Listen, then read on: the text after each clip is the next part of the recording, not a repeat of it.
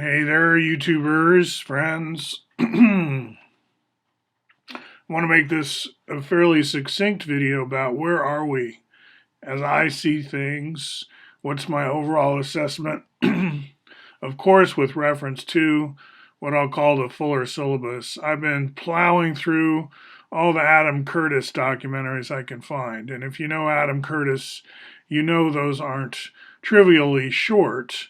And, in YouTube, they often spread out across several parts because they originally air on BBC, once a week. We continue with whatever. And then today I also listened to this rather old 2017. Now, old is really relative, right? Russell Brand and Adam Curtis and so on.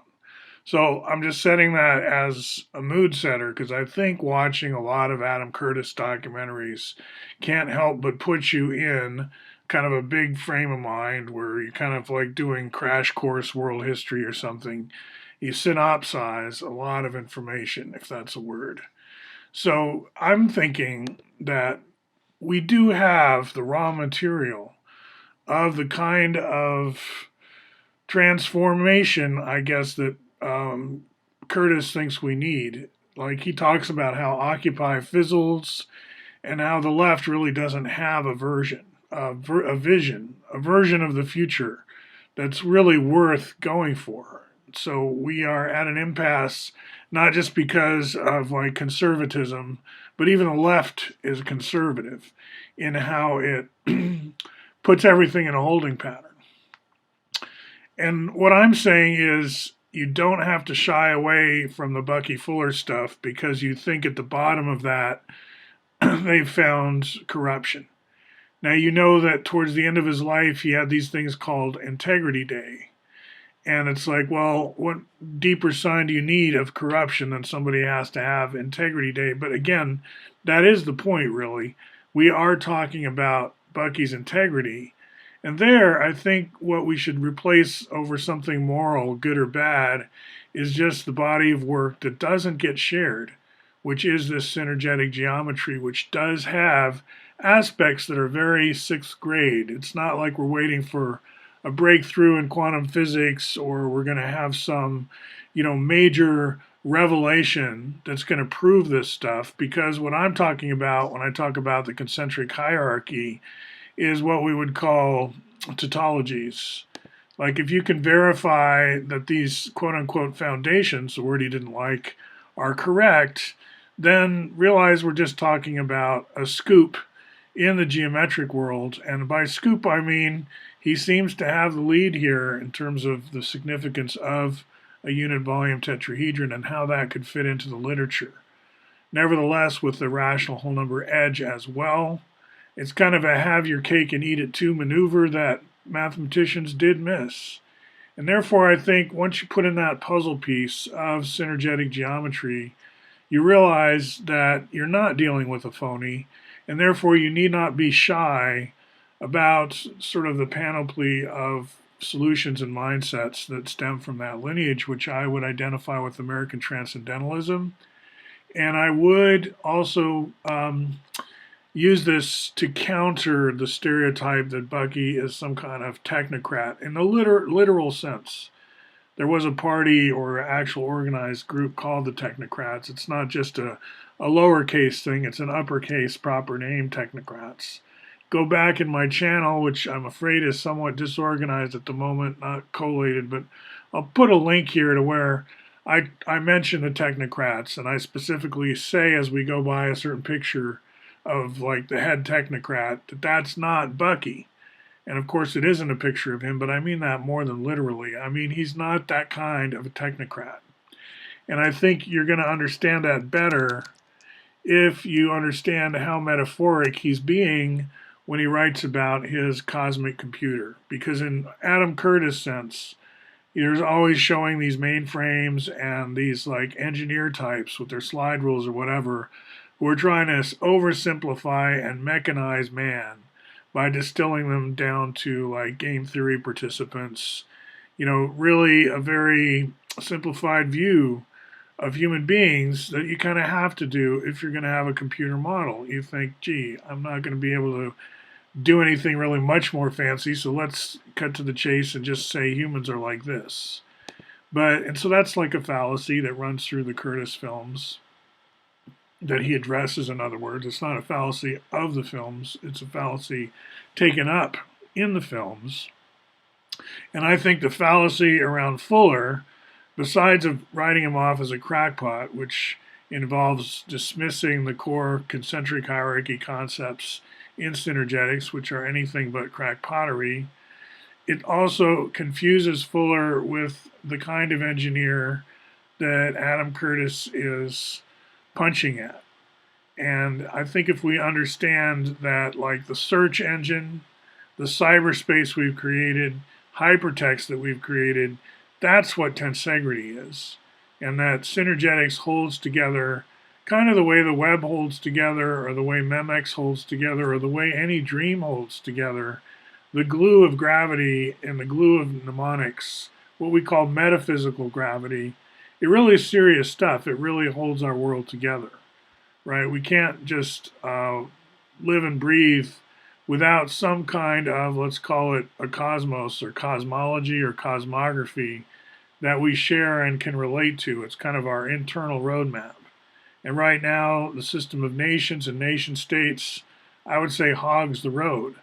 But we've gotten to a point in the national discourse now where people are comfortable questioning out loud, is this America, right? That was part of the refrain of the impeachment prosecutions team. If we don't impeach this guy and convict him, is this still America? The implication being no, we're a banana republic of some kind. And since the conviction did not occur, we have sort of a sentiment. And on the other side, if you think the election was stolen, you have that sentiment that this is not legitimately America. And that's kind of a new thread. It's not left or right, it's both. And I go back to a different narrative to come to the same place, but the fact that we're all meeting here suggests that we're confident enough to now put the nation state system on a more existential plane and talk more existentially about, does it really exist? Is this political layer, this sort of programming that we have laid down archaeologically in this period of time, what's the half-life? We need to start thinking more as globalists, as Steve Bannon does, flies around the world and bolsters nationalist sentiments wherever he goes. I'd say Steve Bannon is a globalist in the sense that he operates globally, no less than George Soros or someone like that. Or Trump, like how can you help but operate globally if you really want to get something done? There's so many factors. Even if you're just trying to build a dam in Ghana or something. I just watched that Adam Curtis documentary today on Black Power, literally, right? So I wanted to go to this other last paragraph in My Dinner with Kiyoshi, right? Let's go to Google. I am wrapping this up. I'm tying it together. I'm saying you've got kind of a utopian literature. If you need to counterbalance dystopianism with utopianism, and I'm saying they always are in balance. It's like you can go too far either way. It can become unrealistic. It's something that keeps us authentic, and it's more than just marketing, right? I'd say it transcends the human in a way. And, at the bottom of the human psyche is something more. That's what Transcendentalism actually kind of means. That our intelligence is a manifestation of a greater intelligence, right? It's not that we're really the pinnacle. And my evidence for that is that these bodies and our technology around us is much higher tech than the technology that humans create. And this is not an argument for God the watchmaker or something like that. It's more just whatever we call intelligence, let's be a little bit humble about it. And let's take what we can of Bucky and realize that there's a lot here that we can use as raw material without worrying about its integrity, even if we don't know, if everything about synergetics really holds water or whatever. There's things about it that we can say, gee, no, I don't go along with this regenerative universe picture, or I don't go along with this, that, and the other. Yeah, but the concentric hierarchy, right? That's worth not throwing out. That's worth preserving, right? And not because it's the key to the universe, but it's the key to rescuing this brand of futurism from being sidelined as somehow missing its marbles. It's like, no, we got the marbles. Okay, so My Dinner with Kiyoshi, yeah, I've searched for it before, has this great quote in the middle of it by somebody else, which I think speaks to the other stereotype about Bucky that we need to counter, which is that he is kind of a blind engineer in the Adam Curtis sense. He doesn't want engineers running things. And I'm saying social engineers, that sounds a little ominous, that they would be running anything. But in a sense, the geeks, what he calls the Silicon Valley utopians. Now, I'm Silicon Forest, but the Silicon Revolution OS, does have a lot more in it than I think his documentaries have yet explored. And I'm talking specifically about the idealism around sharing intellectual property and not using the usual rules around copyright and so on. I mean, the GNU license is, in a sense, it's a copyright, but you're reserving different rights. You're reserving the right to not share this with people who won't share it with people, which is different, and I think worth resuscitating along with Bucky's core invention, the concentric hierarchy, not so much the dome, even though that's a manifestation of his commitment to serving humanity and trying to address the shelter situation.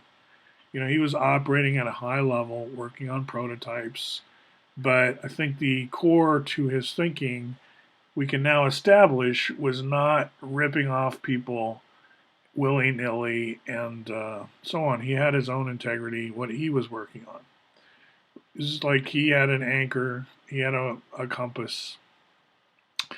Anyway, this is Robert Thurman, dad of Uma Thurman, who's into Buddhism in a big way, and he's saying how Buckminster Fuller is a great hero of mine. The poets all hate him because he wrote like an engineer, but I love him anyway, okay?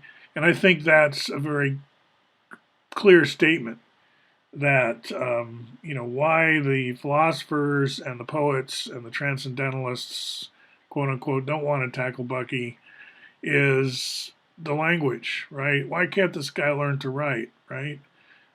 Or why would he invent his own language? But that's what we do in the humanities. It seems like of all disciplines, the one most open to a private self-invented language a la Heidegger's would be the philosophers, right?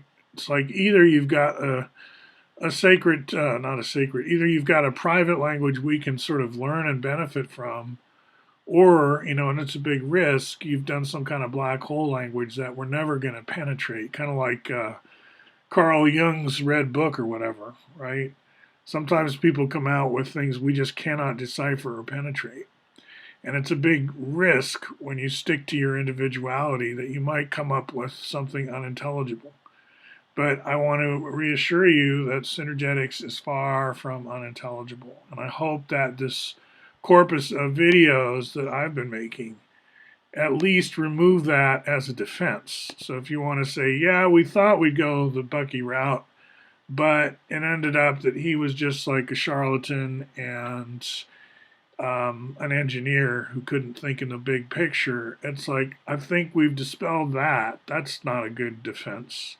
So why did you fail, humanity? It's like we're at some trial, and I want to get my client off the hook, right? I'm saying the Bucky people and the scenarios we suggested haven't really been tried, and the reasons they haven't been tried aren't really well thought out. And so don't use those excuses that we're used to hearing, because clearly by now, I'm going to rest my case here, we all have to admit that there's integrity in Bucky's philosophy, enough to not trash him and sell him short in terms of looking back. Like, we could be proud of Bucky as a great American futurist and commit publicly to going forward more with his agenda. I can't see a downside to that. So that's why I can't see downsides to almost anything, but that looks like a good move to me.